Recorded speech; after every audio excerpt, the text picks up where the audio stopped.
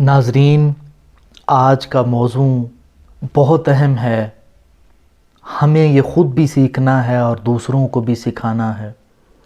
زندگی کا اصل مقصد، تعلیم کا اصل مقصد کیا ہے اور ہم نے کیا بنا دیا اسے۔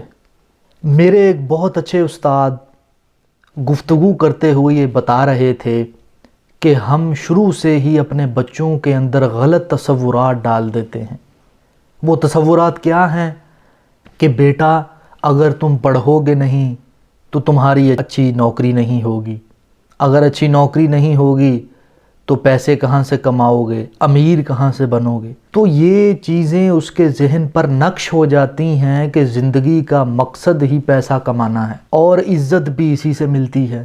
پھر علم کو علم حاصل کرنے کے لیے نہیں، عمل کرنے کے لیے نہیں، بلکہ پیسہ کمانے کے لیے حاصل کیا جاتا ہے۔ کیا آج والدین اس مقصد سے آشنا ہیں؟ کیا وہ اپنی اولادوں کو ترغیب دے رہے ہیں، صحیح نصیحتیں کر رہے ہیں؟ آپ بتائیں کہ کیا ایسا ہے؟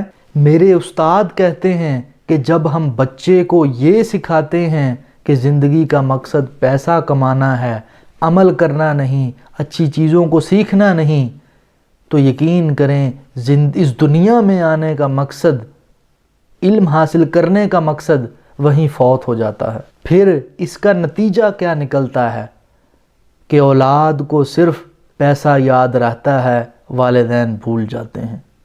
یہ ہماری ہی چیزیں ہوتی ہیں، یہ دنیا مقافات عمل ہے۔ ہم نے جو بویا ہوتا ہے وہی پھر کاٹتے ہیں۔ قاسم علی شاہ کہتے ہیں کہ مجھے ایک چیز سمجھ نہیں آتی کہ آپ کہتے ہیں کہ ہم نے اپنے والدین سے کبھی گستاخی نہیں کی تھی، غلط نہیں کیا تھا، ہماری اولاد کیوں کر رہی ہے؟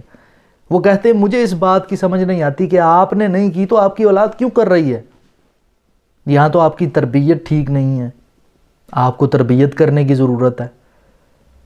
اگر آپ کی اچھی تربیت ہوئی ہے تو امید ہے کہ آپ بھی اچھی تربیت کریں گے۔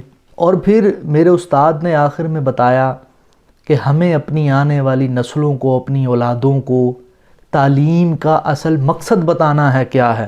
جیسے علامہ محمد اقبال رحمۃ اللہ علیہ نے فرمایا، اللہ سے کرے دور تو تعلیم بھی فتنہ، مال بھی اولاد بھی جاگیر بھی فتنہ، نا حق کے لیے اٹھے تو شمشیر بھی فتنہ، شمشیر ہی کیا نعرہ تکبیر بھی فتنہ۔